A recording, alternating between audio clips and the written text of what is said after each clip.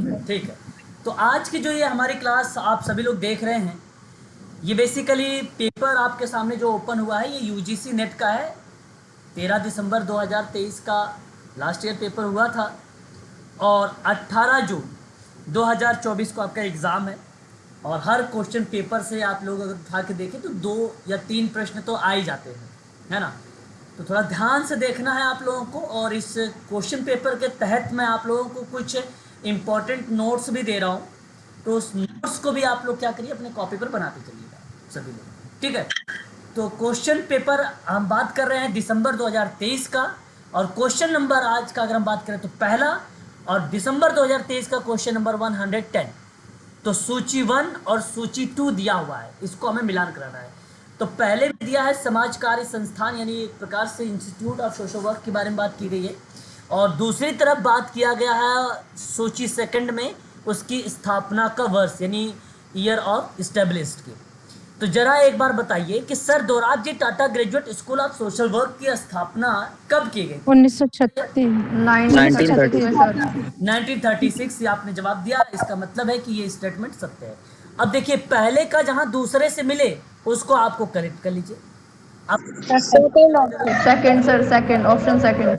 Second. तो अब paper में आपको ज़्यादा समय व्यतीत नहीं करना है, ऐसे प्रश्नों पर आपको ज़्यादा समय देना नहीं है। यही चीज़ें आप लोगों को थोड़ा सा ध्यान में रखना है ना, कि टाइम का बचत हो सके, क्योंकि हमें और भी क्वेश्चंस को अटेंड करने हैं। कुछ क्वेश्चंस टफ भी होंगे, तो ये आप इजी वाले क्वेश्चन को इस तरीके से करिएगा।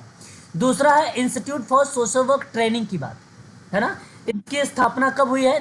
1899। 18 यस सर, 1899। 1899। अच्छा, 1899 की अगर मैं आपसे बात कर रहा हूँ ना, तो आपने मैरी रिचमंड की एक पुस्तक का भी नाम पढ़ा होगा, जिक्र आप सबको मालूम होगा। बता सकते हो उस किताब का नाम? 1899 में मैरी रिचमंड की किताब का नाम क्या है?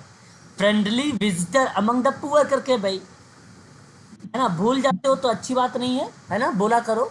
और यहाँ पे इंस्टीट्यूट फॉर अगर हम बात कर रहे हैं सोशल वर्क की, तो ये भूमिका 1899 को आप सभी लोग यहाँ पर लगा दीजिए।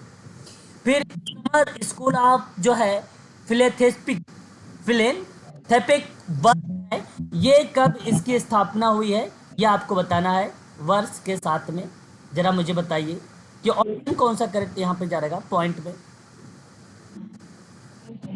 प्लीज। 1898 बोलते रहिए भाई। 18 सॉरी, यहाँ पे आएगा आपका हाँ 1898 आएगा। 1898 बोल सही, बोल क्यों नहीं रहे हो? हाँ सर, 1898।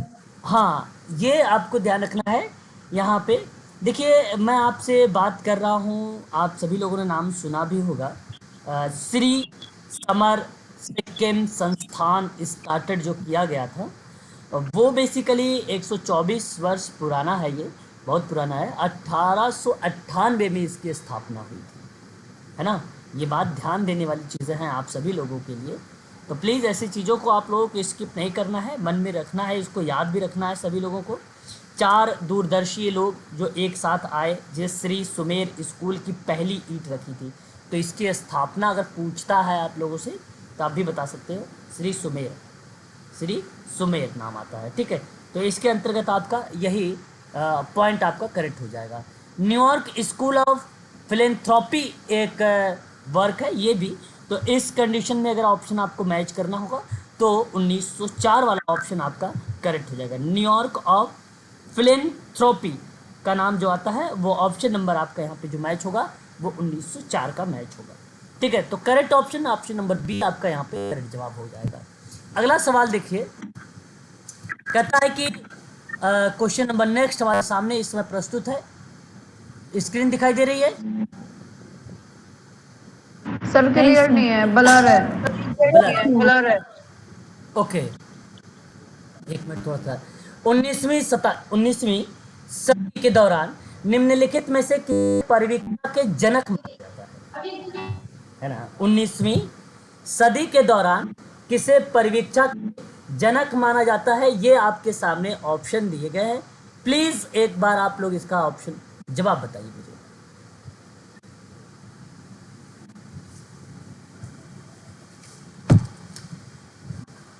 बताइए। John Augustus. ओके। एलिस। हाँ, ओके। तो यहाँ जॉन ऑगस्टस का नाम जिस बच्चे ने दिया है, हाँ हाँ, वो ऑप्शन आपका करेक्ट माना जाएगा।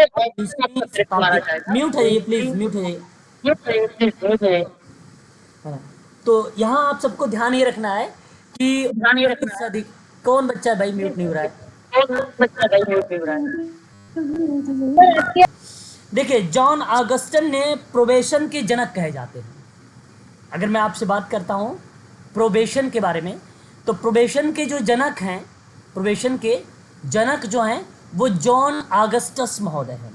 ठीक है। देखो, पहले अगर मैं बात करूँ, परिवीक्षा अधिकारी के रूप में मान्यता प्राप्त जो है बेसिकली भूमिका जो है इन्हीं को दी गई थी। ऑगस्टस बेसिकली इनका जन्म 1785 में हुआ था, मैसाचुसेट्स में हुआ था। ये सब एग्जाम में नहीं आता है। फिलहाल आप ये बात जरूर ध्यान में रखिएगा कि जॉन ऑगस्टस ने पहले परिवीक्षाधीन व्यक्ति हैं, पहले परिवीक्षाधीन व्यक्ति हैं, और परिवीक्षा अधिकारी के रूप में 18 साल तक के कैरियर की शुरुआत जो है इन्होंने बेसिकली शुरुआत किया था। ठीक है, जॉन ऑगस्टन ने। और इनकी जो भूमिका थी प्रोबेशन में, इस बात में कि मूल्यांकन को एक ध्यान पूर्वक करने की प्रक्रिया में, किसी चीज़ को अगर आप कर रहे हैं तो उसका इवेल्युएट एक ध्यान से किया जाए, एक क्रमबद्ध तरीके से किया जाए। इस प्रक्रिया में जॉन ऑगस्टस का नाम फिर देखने को मिला। और जांच प्रक्रिया की स्थापना करने का श्रेय किसको जाता है? जांच प्रक्रिया की, जांच प्रक्रिया की, ठीक है, स्थापना का जो श्रेय जाता है वो किसको जाता है? तो जॉन ऑगस्टस को ही जाता है। ये बात भी आपको ध्यान में रखना होगा। ठीक है, जॉन ऑगस्टस ने 1946 में, 1946 में पुरुषों और महिलाओं को जमानत प्रदान की थी। 1946 में, 1946 में। ये बात आप सभी लोगों को ध्यान में रखना होगा इसके अंतर्गत। ठीक है। न्यूयॉर्क राज्य परिवीक्षा आयोग 1907 में बनाया गया था। न्यूयॉर्क का अगर पेपर में आता है तो न्यूयॉर्क का कब बनाया गया था परिवीक्षा आयोग, राज्य परिवीक्षा आयोग? तो वो आप बताइएगा कि 1907 में बनाया गया था। ठीक है, जॉन ऑगस्टस इस प्रश्न का सही जवाब होंगे। ऑप्शन नंबर आपका जो जाएगा वो बी वाला ऑप्शन करेक्ट रहेगा। क्लियर है? एक बार स्पष्ट करिए। जी सर। Yes sir. बिल्कुल सत्य है। तो यहाँ पर आप लोगों को ये जी सर। बीच में नाम याद रखना होगा। ठीक है। जे जे अगर हम बात करते हैं पनक्कल जो है पनक्कवल के बारे में, तो ये इनकी भूमिका एक प्रशासनिक संरचना में देखने को मिलता है। ठीक है, परिवीक्षा के प्रशासनिक संरचना के अंतर्गत इनका नाम हमें देखने को मिलता है। ठीक है। टी एलिस का छोड़ दीजिए, एटन मेरिल समाजशास्त्र के में देखने को मिल जाता है, और बेसिकली सामाजिक संरचनाओं में टी एलिस वगैरह रिसर्च वगैरह के भूमिका में आते हैं। ठीक है, तो यहाँ सही जवाब ऑप्शन नंबर बी आपका करेक्ट हो जाएगा। ठीक है, अगले क्वेश्चन की तरफ रुख करेंगे। क्वेश्चन नंबर नेक्स्ट हमारे सामने आएगा, और 112 नंबर का सवाल है। हमको मैच करना है, सम्मिलित करना है। राष्ट्रीय युवा नीति कब आई थी?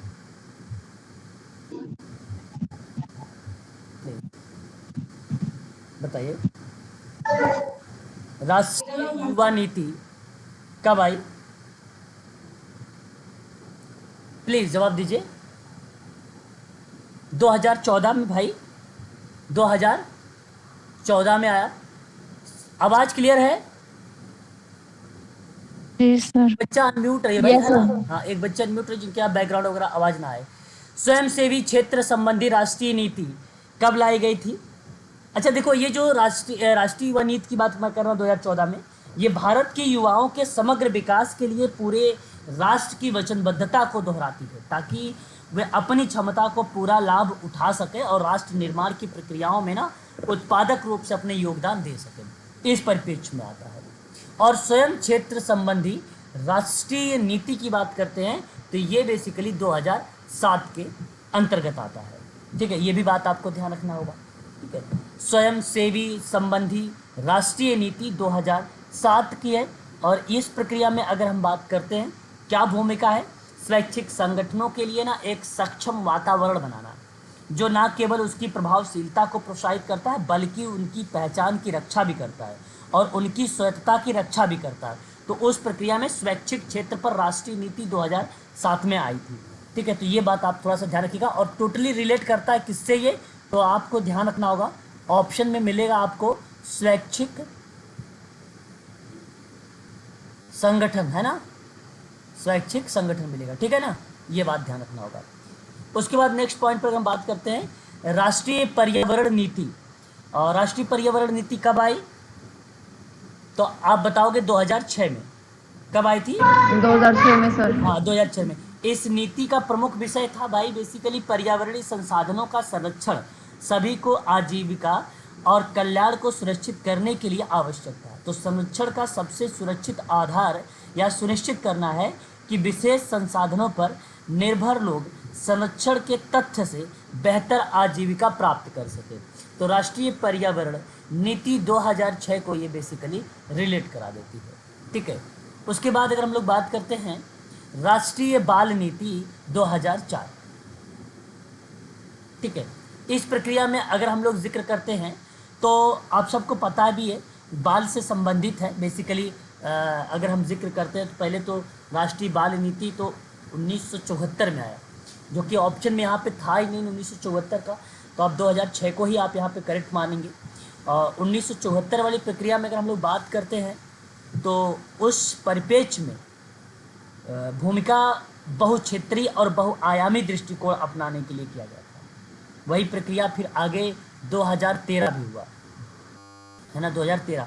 तो बेसिकली यहाँ 2013 ही लिखना चाहिए था, क्योंकि क्षेत्रों की पहचान के लिए अस्तित्व, स्वास्थ्य, पोषण, शिक्षा और विकास, संरक्षण और भागीदारी को लेकर बातचीत करने के लेकर।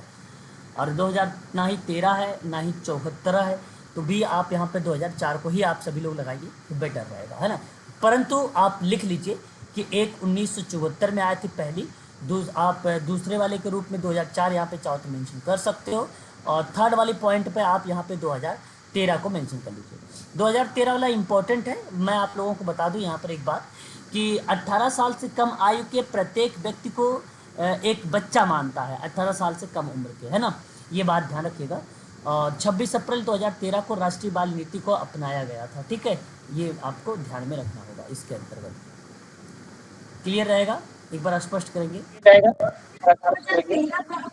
Yes sir. Yes sir. हाँ, इसके संबंध में आपको ये चीज़ें ध्यान में रखना होगा। अब बात अगर यहाँ पे लिखा होता कि राष्ट्रीय बाल कोष के बारे में, तो राष्ट्रीय बाल कोष जो है 2004 है, ये आप यहाँ पे साइड में लिख लीजिए। राष्ट्रीय बाल कोष, राष्ट्रीय बाल कोष कब? 2004। ठीक है, 2004। आवाज क्लियर है? प्लीज बताइए, आवाज क्लियर है? हेलो? जी सर। यस सर, क्लियर है। मुझे क्लियर है लगता सर। है हाँ ब्रेक हो रही है आवाज, तो इसलिए आप लोग मुझे बता दिया करें प्लीज, है ना। जी सर, हो रही थी पहले, ठीक है, तो बीच बीच में हुई। ओके, तो ये बात ध्यान रखिएगा आप सभी लोग। इसके अंतर्गत ये भूमिका ऑप्शन चला जाएगा कौन सा आपका यहाँ पे? थर्ड वाला, फोर्थ ऑप्शन सही होगा ना आपका, डी, यानी फोर्थ ऑप्शन आपका सत्य रहेगा। ठीक है, अगले सवाल की तरफ आइए। क्वेश्चन नंबर नेक्स्ट लेते हैं। सोशल वर्क का क्वेश्चन पेपर हम लोग कर रहे हैं, जो मेन क्वेश्चन आ रहे हैं उससे संबंधित मैं फैक्ट भी बता रहा हूँ, परीक्षा के लिए इंपॉर्टेंट। देखिए, एक बार मैं आप लोगों को भी हाल ही में जब केश वर्क पढ़ा रहा था, उसके संबंध में क्वेश्चन पेपर करवा रहा था, तो मैंने आप लोगों को बताया था कि इस प्रश्न को किस तरीके से किया जाता है ना। परंतु यहाँ पे कारण तो नहीं लिखा है कि आप व्याख्या करेंगे, कारण तो नहीं लिखा हुआ है। फिलहाल आप जो है इस प्रश्न को जरूर से ध्यान से पढ़िए कि सामाजिक कल्याण प्रशासन संरचना में एक सोपानकी है। क्या ये बात सत्य है? प्लीज बताइए। सत्य सर। समाज कल्याण संरचना में एक सोपानकी है।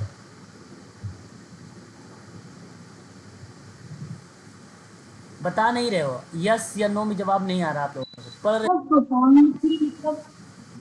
सोपानकी मतलब स्ट्रक्चर। यस सर है। हायरार्की, जैसे आपने नाम सुना होगा, हायरार्की का नाम सुना है? कितने लोग हायरार्की जानते हैं, जिसको पदानुक्रम कहा जाता है? Hierarchy sir. हाँ, तो इसमें हम लोग इसको सोपानकी कहते हैं, इसको हम लोग सोपानकी बोलते हैं। अच्छा, ये बेसिकली ना अधिक्रमित कहा जाता है, इसको पदानुक्रमिक कहा जाता है, इसको प्रदानुक्रमित भी आप लोग कह सकते हो या पदानुक्रमित भी आप बोल सकते हो, हायरार्की को बोला जाता है, इस तरीके को इससे जाना जाता है। तो समाज कल्याण प्रशासन की प्रक्रिया में अगर मैं आपसे बात करता हूँ तो ये स्टेटमेंट सत्य है। हायरार्की है मतलब जैसे कोई प्रशासन होता है, हायरार्की का मतलब कोई चीज़ें चली आ रही है ना, एक सिंपल सी बात है। पहले से कोई चीज़ें अगर मैं आपसे बात कर रहा हूँ एक सिस्टमैटिक ढंग से चली आ रही है, जहाँ basically group of people according to ability या इकोनॉमिक, सोशल या प्रोफेशनल स्टैंडिंग, जिस तरह की क्लासिफिकेशंस होता है उस प्रक्रिया में एक क्रम बनाया जाता है और एक क्रम के माध्यम में चला आता है तो वो सोपानकी का रूप बनता है। तो समाज कल्याण प्रशासन की संरचना में एक सोपानकी है और ये बात यस यानी करेक्ट है। नेतृत्व निर्णय करना, देखिए नेतृत्व से भी आप पढ़े हैं, नेतृत्व निर्णय करना क्षमता और शक्ति प्रशासनिक प्रक्रिया के अनिवार्य तत्व है। देखिए कितना आसान सवाल है, ये भी आपका यस सर, ये सही है सर। है ना। तो आप आसानी से इस प्रश्न का जवाब जो है दे सकते थे। सही उत्तर का चयन ऑप्शन पहला ही आपका करेक्ट माना जाएगा। ठीक है, तो प्रश्न में आपको घबराने की जरूरत नहीं है। आप प्रश्न को जब आप रुक के पढ़ेंगे, आसानी से पढ़ेंगे तो उसके जवाब आप अच्छे तरीके से दे पाएंगे, है ना। तो प्लीज़ आप सभी लोग परीक्षा में ऐसा काम मत करिएगा कि जिससे कि आपको दिक्कत हो और प्रश्न आपको तकलीफ दे। आप आराम से रुक रुक के पढ़िए। जरा एक प्रश्न देखिए, भारतीय संविधान में क्या कहा गया, कह रहा कि भारतीय संविधान के निम्नलिखित में से, ठीक है, किस अनुच्छेद, है ना, यहाँ सवाल है, किस अनुच्छेद के अनुसार बेरोजगारावस्था, रुग्णता, निःशक्तता और अनर्हता के अभाव के अन्य मामलों में आर्थिक क्षमता एवं विकास की सीमा के भीतर राज्य काम, शिक्षा, लोक सहायता पाने के अधिकार को सर आवाज कम आ रही है और ओके, आवाज कम आ रही है, एकदम स्लो हो गई है आवाज की, आवाज बिल्कुल सुनाई नहीं रही। सर ब्रेक हो रही है, ब्रेक हो रही है सर, ब्रेक। ओके, आवाज ब्रेक हो रही है। ओके, ऐसा कर सकते हैं, ठीक है। फिलहाल आप मुझे एक बार इस सवाल का जवाब बताइए, रुक रुक के, हो सकता है थोड़ी सी आवाज ब्रेक हो। फिलहाल इस सवाल अभी तो ठीक है। सही है सर। ओके, यहाँ आप कह रहे हैं इसका सही जवाब क्या होना चाहिए, 114 नंबर का सवाल। कौन सा रिलेट होना चाहिए यहाँ पे,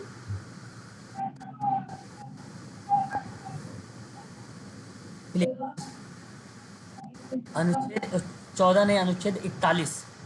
कौन, अनुच्छेद 41।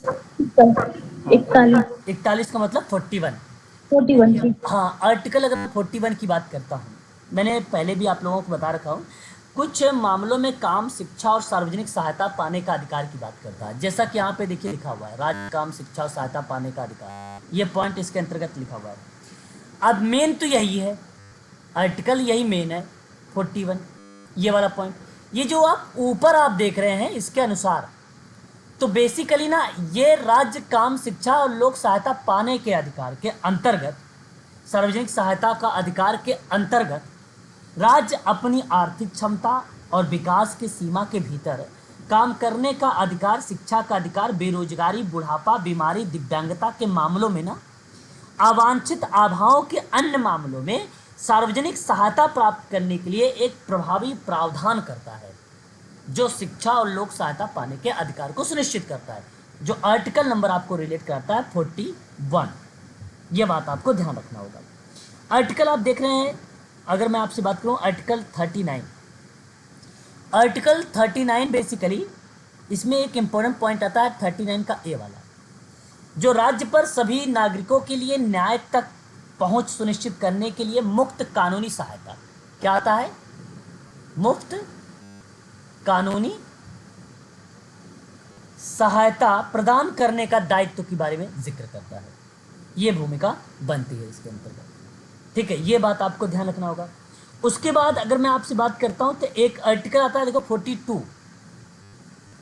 अब देखिए राज्य बेसिकली 42 वाले में क्या है, इस चीज को ध्यान से सुनिएगा, राज्य काम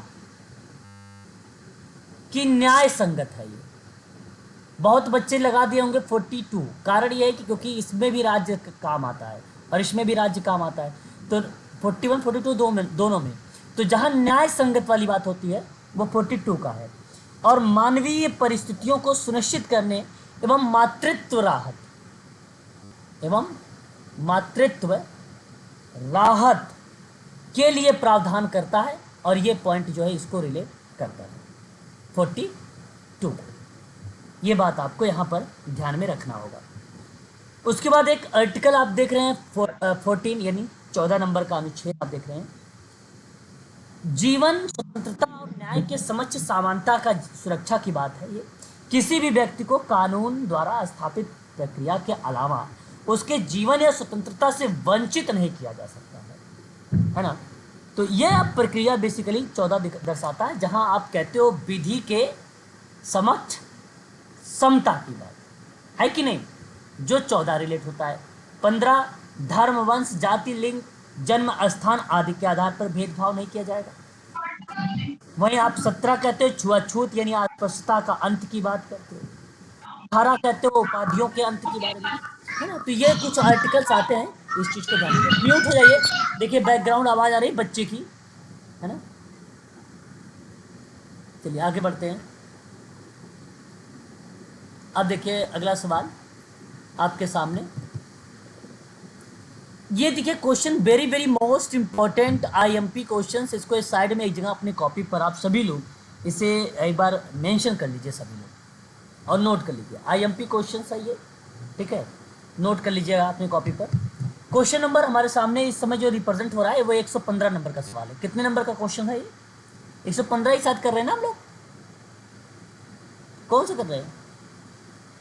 हाँ, द सिबोन रिपोर्ट की बात करता हूं। द सिबोन रिपोर्ट कब आई थी? द सिबोन रिपोर्ट कब आई थी? 1868 में। State board of charity, state board of 1863 करते हैं 1863 और कम्युनिटी ऑर्गेनाइजेशन सोसाइटी यूएसए की बात करते हैं तो 1870 और भारत में सामुदायिक विकास कार्यक्रम की बात करते हैं तो 1952 है ना। तो ये थोड़ा सा इम्पोर्टेंट है और मैं चाहूँगा कि इसके बारे में आप लोग ज़रूर याद रखेंगे क्योंकि इम्पोर्टेंट क्वेश्चन है ना। सवाल आता रहता है, इससे संबंधित पूछा जाता रहता है हमेशा, बराबर परीक्षा में आते रहता है ना। द सिबोन एक रिपोर्ट है, ये बहुत इंपॉर्टेंट है और मैं आपको बता दूं ये 1968 में आया था। आप लोगों ने एक नाम सुना होगा लेन कमेटी, 1939 में लेन कमेटी 1939 में आया था। तो इन्हीं प्रक्रिया में बेसिकली ये चीज़ें आप लोगों को ध्यान में रखना होगा, कभी कभी इसके साथ आता है, ठीक है। तो यह ऑप्शन आपका जो गया है वो पहला वाला ऑप्शन यहाँ पे करेक्ट होगा, है ना। ऑप्शन नंबर पहला जो है आपका सत्य माना जाएगा। सही बात है, बताइए एक बार कंफर्म करिए।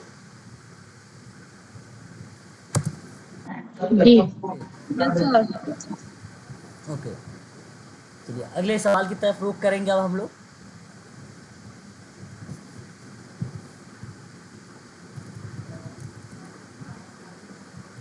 थोड़ा सा आज मुझे लग रहा है ये नेटवर्क इश्यू है यहाँ पे, हालांकि 116 नंबर का क्वेश्चन है ना। चलिए यस सर। की प्रणाली आप बता सकते हो स्टेप? ऐसा कोई भी बच्चा नहीं होगा जो जिसको पता ना हो रिसर्च का स्टेप, सभी को मालूम होना चाहिए इसके बारे में। तो प्लीज एक बार आप मुझे जरा बताओ पहले नंबर पर कौन सा आएगा? पहले नंबर पर क्या आएगा?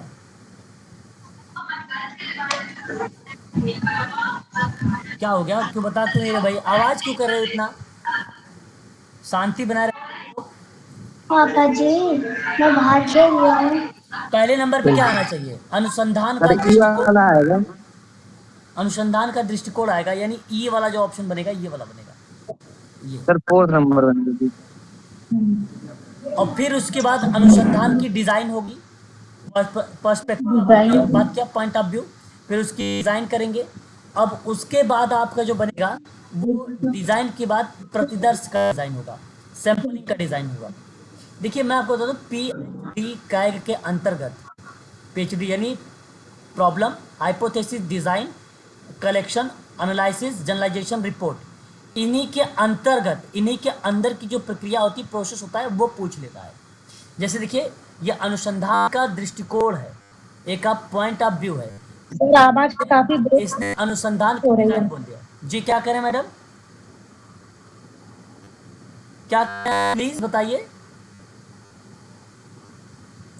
तो पहले नंबर पर आपका ई बनेगा, फिर आपका डी। सर अभी 2 से 3 बार आवाज ब्रेक हो रही है सर आपकी। सर अब तो आ ही नहीं रही आवाज। सर आपको सर आवाज का इशू हो रहा है। की आवाज का प्रॉब्लम है एक मिनट, एक सर। मिनट सुनिए सुनिए। अभी आवाज आप बताइए, अब मैं बताइए आवाज आप क्लियर है थोड़ा बहुत? आवाज अभी ब्रेक हो रही है? हाँ सर अब ठीक है। क्लियर है? नहीं नहीं सर, सर आ ही ऐसा नहीं हो रहा है। ठीक है, अब जब सुनिए। पढ़ाते हैं ना अब मेरी बात सुनिए। कट जाती है यहाँ आवाज। अगर मैं बात करता हूँ, पहले नंबर पे आपका अनुसंधान दृष्टिकोण, दूसरे नंबर पे अनुसंधान डिजाइन, तीसरे नंबर पर प्रतिदर्श का डिजाइन हो जाएगा आपका ये। और उसके बाद आपका बनेगा यहाँ पर ऑप्शन में ढूंढ करिए, फिर आपका सी वाला और फिर बी वाला। यानी डेटा का आपका क्या करना होगा, कूटबद्ध करना होगा। और जब कोई चीज़ें क्रमबद्ध से रख लेंगे तो उसके बाद आप उसका विश्लेषण करेंगे, तो उसके बाद आपका क्या बन जाएगा, बी बन जाएगा। तो सी और बी ये ऑप्शन आपका बन जाएगा। और यहाँ पर आप देख सकते हो ऑप्शन नंबर पहले यहाँ पे डी देखा है ना। तो यहाँ आपको पहचानना पड़ेगा। ये आपको देखो पीएचडी कैग के अंतर्गत बहुत सारी चीज़ें इन्वॉल्व होती है, और उसी के अंतर्गत आपको तर्क के माध्यम से सही करना होगा। और यहाँ पे सबसे पहला अगर मैं बात करूँ कि आप पीएचडी कैग का फार्मूला याद रखिएगा, आसानी से आप ऐसे सवाल को सॉल्व कर पाएंगे। ये वाला अगर फार्मूला आपको पता है तो ठीक है। उसके बाद देखिए DSM-4 का नाम सुना है आप लोगों ने? प्लीज बताइए। हेलो, आवाज आ रही है? जी सर आवाज आ रही है सर, ऐसे लग रहा है कैसी आ रही है। अच्छा, एक बार जो जिनके पास इस तरह की प्रॉब्लम, एक बार लेफ्ट करके ज्वाइन करें, है ना प्लीज। हमारे यहाँ तो नेटवर्क यहाँ पे आज दिखा रहा, पता नहीं क्या इशू बन रहा है। नेटवर्क हमारे यहाँ है जो कि, है ना। तो देखिए DSM-5 है, ये DSM-5 है। DSM-5 5 का मतलब 5 ही होगा, बाकी केवल हमें DSM का फुल फॉर्म याद रखना बस। तो डायग्नोस्टिक एंड स्टैटिकल मैनुअल कहाँ पर है? Diagnostic and statistical manual of mental. 4 number में। और सही जवाब आपका यहाँ पर चला जाएगा ये DSM-4। अच्छा, ये बेसिकली होता क्या है मैं आपको बता दूँ। ये एक मैनुअल है जो बेसिकली एक मूल्यांकन करता है और एक डेटा बताता है। और यह प्रक्रिया एक मेंटल डिसऑर्डर के अंतर्गत आती है, मेंटल डिसऑर्डर के अंतर्गत आता है, है ना। जैसे आप कहते हैं डेफिनेशन की, मेंटल रिटार्डेशन की डेफिनेशन जो है, पहले कौन कौन सी प्रक्रिया आती है, डिजीज़, फिर इम्पेयरमेंट, फिर हैंडीकैप। ये प्रोसेस जो चलता है एक सिस्टमेटिक ढंग से, वो डायग्नोसिस ने बताया है ना। तो पहले क्या आती है, बीमारी आती है जिसको आप डिजीज़ बोलते हो। फिर उसके बाद क्या आती है, इम्पेयरमेंट आता है, ठीक है, अक्षमता। और उसके बाद क्या आता है इम्पेयरमेंट के बाद, डिसेबिलिटीज़, है ना, डिसेबिलिटीज़ को अक्षमता बोलते हैं। और उसके बाद क्या था, हैंडीकैप, उसके बाद हैंडीकैप। ये चीज़ें आपको ध्यान रखना है ना। ये जो है क्रम है जो रिप्रेजेंट किया है diagnostic of statistical manual of mental retardation, है ना, इसने बताया है, ठीक है। परीक्षा में सवाल आपने देखा होगा DITH से भी, जो मैंने आपको पढ़ाया भी है, करवाया भी है उसके बारे में। सामाजिक नीति है, देखिए ये सोशल पॉलिसी। अब सोशल पॉलिसी के अंतर्गत आपको आइडेंटिफाई करना है कि कौन कौन से लक्ष्य हम शामिल कर सकते हैं, ठीक है, सोशल पॉलिसी के अंदर। अब यहाँ पे देख भी सकते हो ऑप्शन में भी, ठीक है। देखिए पहला जो है आपके सामने सुसंगत लक्ष्य है या युक्ति संगत लक्ष्य है। युक्ति संगत लक्ष्य का मतलब क्या होता है, बता सकते हो आप मुझे प्लीज?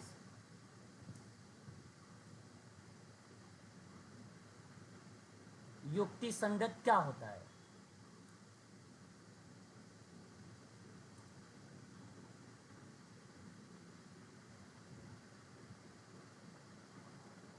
बताएं। नहीं पता, मैं बताऊं? नहीं नहीं पता सर। ओके, युक्ति संगत का मतलब होता है मैडम, किसी चीज के लिए तर्क कारणों का एक सामूहिक विकसित करके उचित ठहराना युक्ति संगत होता है ना, ठीक है। किसी चीज के लिए तर्क या कारणों का एक समूह विकसित करके उचित ठहराने की बात जो होता है वो युक्ति संगत होता है। और ये आप जब इस तरीके के कारणों के लेकर समूह विकसित के लिए उचित ठहरा रहे हो तो युक्ति संगत में ये सोशल पॉलिसीज के एक लक्ष्य बनेगा। करेक्ट बात है। और उसके बाद अगर मैं बात करता हूँ सुविचारित लक्ष्य। सुविचारित लक्ष्य ये बेसिकली लक्ष्य बड़ा हो तो बाधाएं भी बड़ी हो सकती हैं या आ सकती हैं। तो कड़ी मेहनत, सकारात्मक सोच, धैर्य के साथ काम करते रहना चाहिए, बाधाएं दूर होती रहेंगी। तो वह सुविचारित लक्ष्य होता है। और सुसंगत लक्ष्य या सुव्यक्त लक्ष्य भी आप कह सकते हो। इस कंडीशन में एक उत्तम रूप से कोई चीजें व्यक्त की जा रही है, उत्तम रूप से, तो सुव्यक्त लक्ष्य। अंतर्निहित लक्ष्य, अंतर्निहित रिप्रेजेंट करता है एक प्रकार से, अगर मैं आपसे बात करूं, जो लक्ष्य होते हैं ना वो स्वचलित रूप से संकलित करने वाली क्षमता को जब रिप्रेजेंट करता है तो उसको बोलते हैं। आप इसको अंतर्निहित को ना उपलब्धि लक्ष्य भी बोल सकते हो, उपलब्धि लक्ष्य भी बोल सकते हो। ठीक है, तो यह प्रक्रिया आती है। और एक है सहायक। सहायक बेसिकली ये एक, अगर मैं आपसे बात करूं, एक कंडीशन होता है, जैसे हम बोलते हैं एक्सिलरी। आप एक्सिलरी का मतलब होता है किसी प्रक्रिया में आके किसी चीज़ को जोड़ देना और जोड़ के उसमें हेल्प करना। मतलब मैं कोई काम कर रहा हूँ, जैसे आप कोई काम कर रहे हो, उसमें आपने मेरी जो मदद ली है, जो मेरा अपने हेल्प के माध्यम से आपने काम किया है, उस प्रक्रिया में इसको सहायक लक्ष्य बनता है, बट सोशल पॉलिसी का पार्ट नहीं बनता है ना। तो यहाँ जो आपका बनता है वो आपका करेक्ट जवाब होगा पहला, दूसरा, तीसरा, चौथा, और ऑप्शन नंबर आपका यहाँ पर डी वाला करेक्ट होगा, सॉरी ए वाला, ऑप्शन नंबर ए वाला करेक्ट होगा। ठीक है, ये सोशल पॉलिसी के लक्ष्य हैं। इंपॉर्टेंट क्वेश्चन है, इसको आप नोट कर लीजिएगा, है आईएमपी क्वेश्चन, हो सकता है ये भी दोबारा पूछ लिया जाए आपसे, रिपीट हो जाए। ठीक है,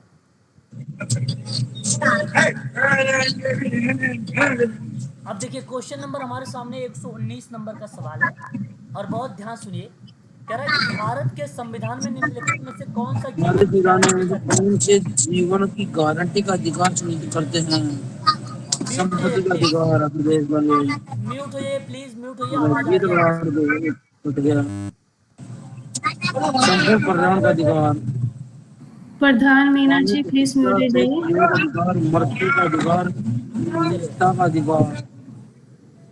देखिए एक बार म्यूट है। जीवन की गारंटी का अधिकार में अगर मैं बात करता हूँ, संपूर्ण पर्यावरण का अधिकार यहाँ पे इन्वॉल्व हो जाएगा। संपत्ति का अधिकार तो हटा दिया गया है, आप जानते भी हो भारतीय संविधान से ही।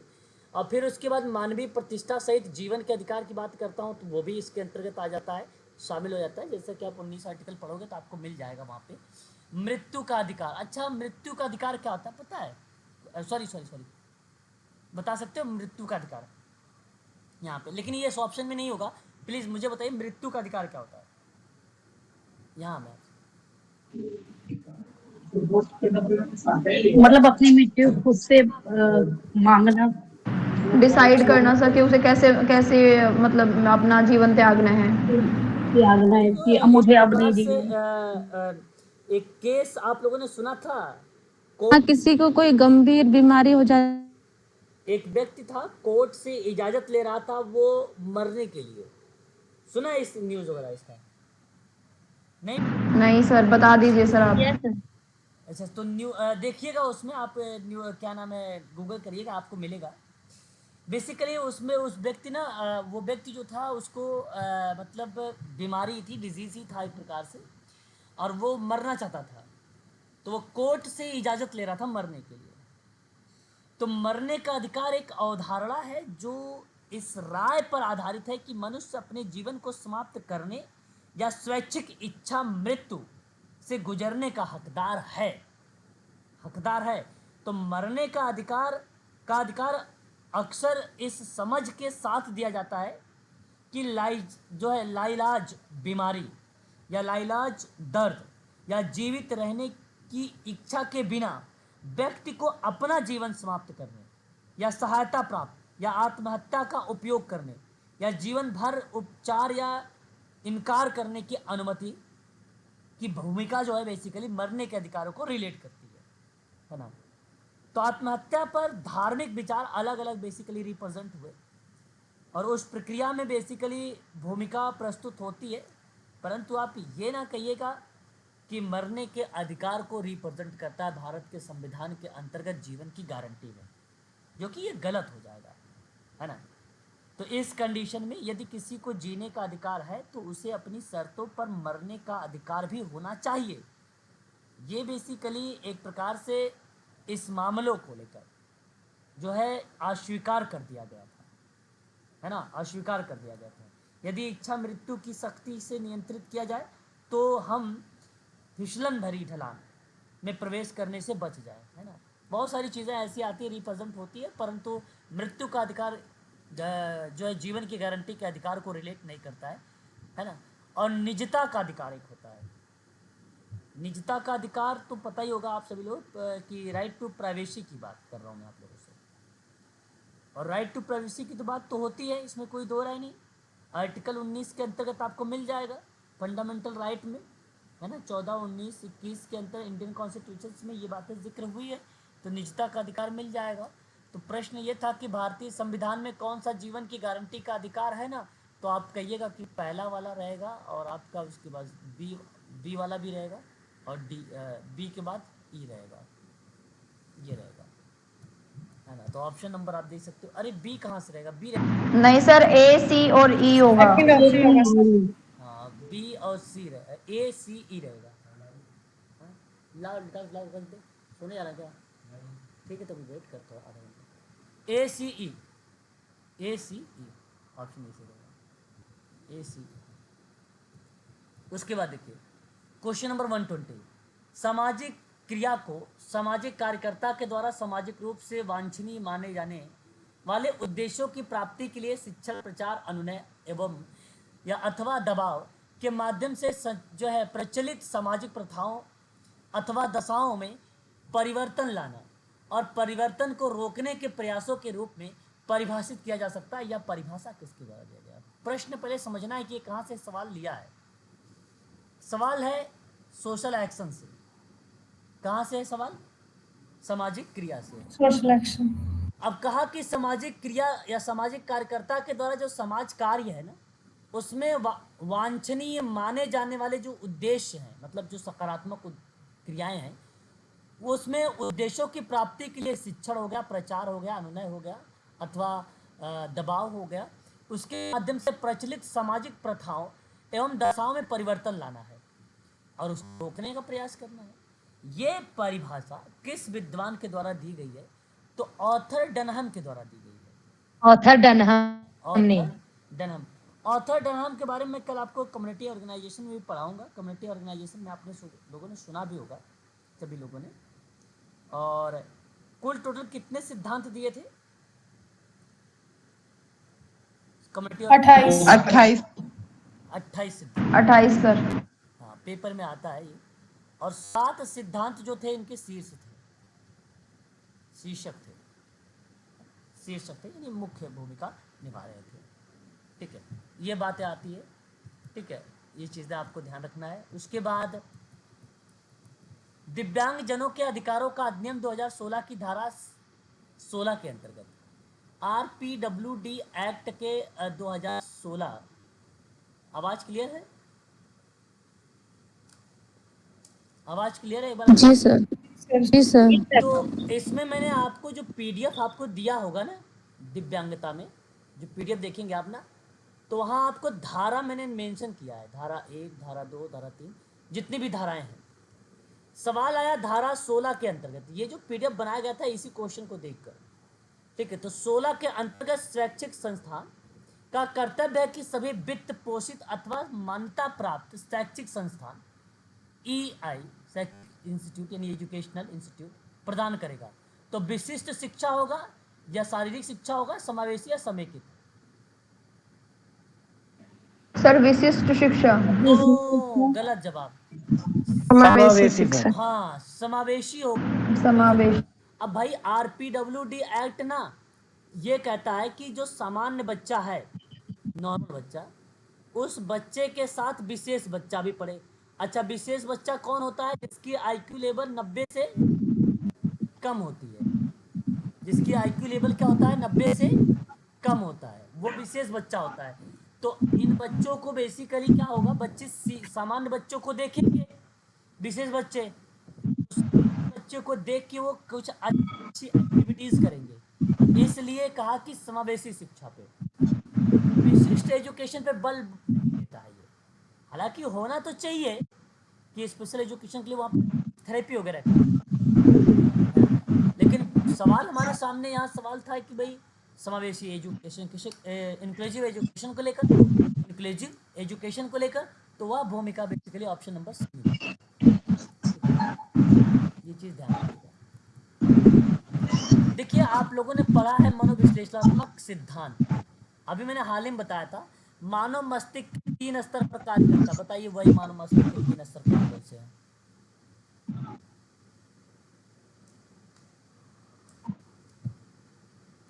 बोलिए। अच्छा, ऑप्शन देख लीजिए।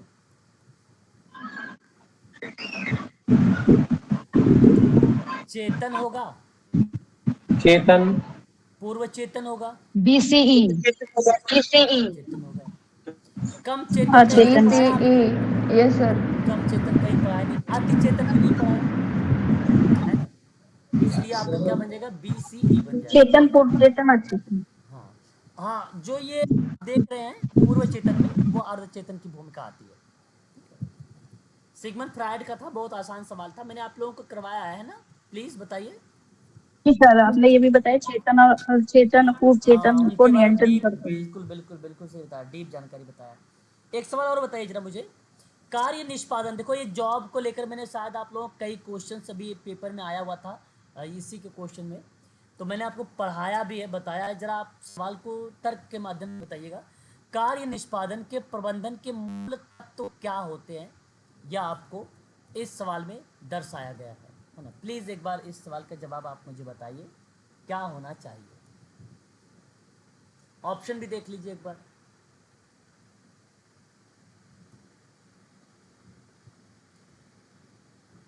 अब फिर एक बार देख लीजिए यहाँ पर।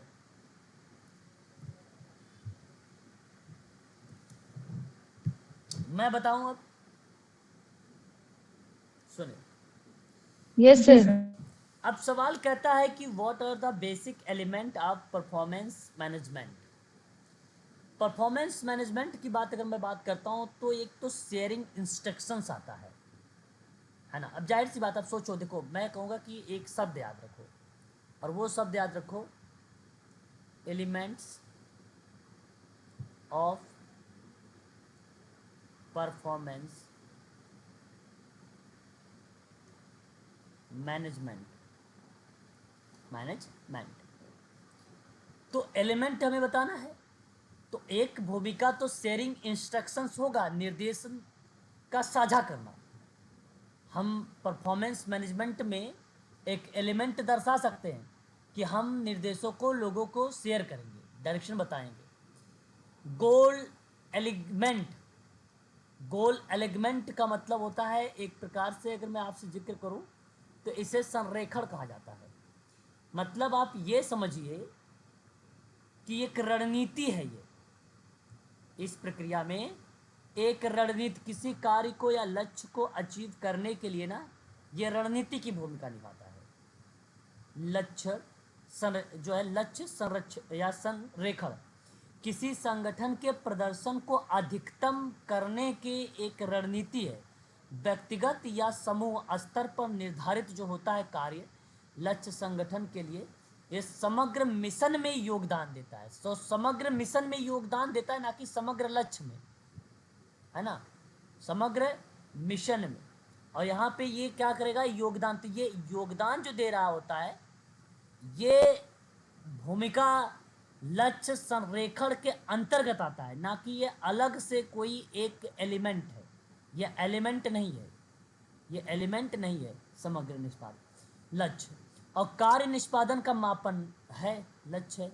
मान्यता और पुरस्कार भी है आपका, ठीक है, ये भी है। तो यहाँ भूमिका बेसिकली अगर बात करते हैं तो पहला कार्य निष्पादन के मैनेजमेंट के लिए ना, एक तो आपका निर्देश साझा करना होगा, पहला वाला।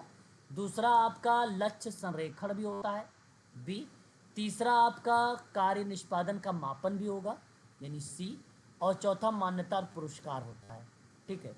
तो ये बात आप सॉरी हाँ डी, सी के बजाय आप डी करिएगा, सी के बजाय आप डी करिए, डी और ई होता है। ये आपका ऑप्शन होगा। किस ऑप्शन में है?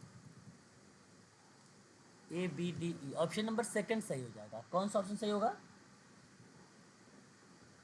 बताइए? सेकंड वाला। आवाज क्लियर है? जी सर। ओके।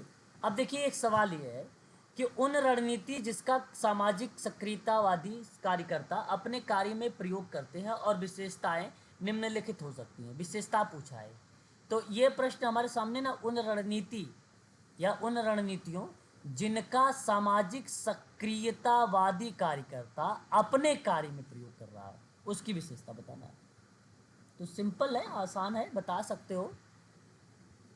इसमें आप देखिए, एक तो सहयोग की भूमिका है ना, एक की भूमिका, सौदेबाजी की भूमिका और संघर्षात्मकता संघात्मक भूमिका। है ना।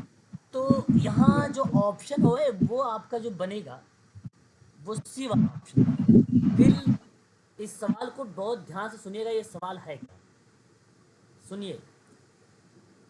देखिए मैं आपको एक चीज़ बता दूं कि ये जो क्वेश्चन आपसे पूछ रहा है, कह रहा है कि उन रणनीतियों के बारे में आप बात करिए या उन टेक्निक के बारे में आप मुझसे बातचीत करिए जिनका सामाजिक सक्रियतावादी कार्यकर्ता, सामाजिक सक्रियतावादी यानी आप है ना, आप सक्रियतावादी कार्यकर्ता हैं, आप सक्रियतावादी हैं, आप अपने कार्य में प्रयोग करते हैं। देखो अपने कार्य में तो आकलन भी प्रयोग करते हैं, हस्तक्षेप भी प्रयोग करते हैं, है कि नहीं? समझिएगा बात को थोड़ा सा अच्छे से। लेकिन यहाँ जब सवाल इसने सक्रियतावादी कार्यकर्ता को मेंशन किया है, तो मैं आपको बता दूं कि ये सीधा सीधा एक संस्था को रिलेट कराया।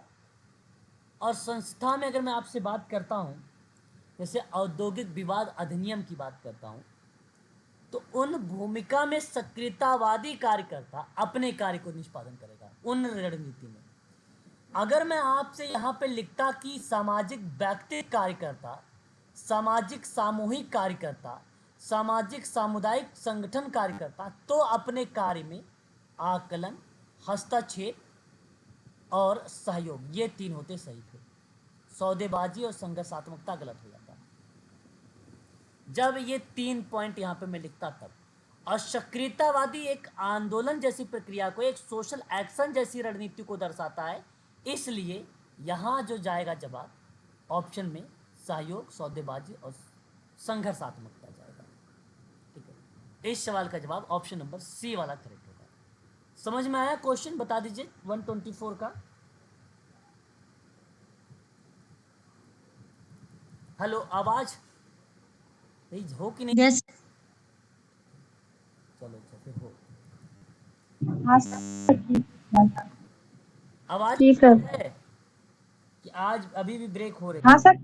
हाँ जी बिल्कुल। सर। ठीक है सर। है ना?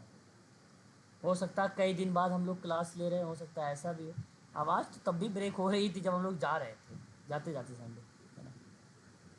ठीक है, कोई नहीं, सब करता है जो आ रहा कुछ। सर अभी आप आए नहीं हो क्या? आ गए आ गए आ गए। Okay sir. देखिए आवाज़ वगैरह कहाँ आ रही बच्चों को, वहीं पे छोड़ के आए ना सबको। है ना?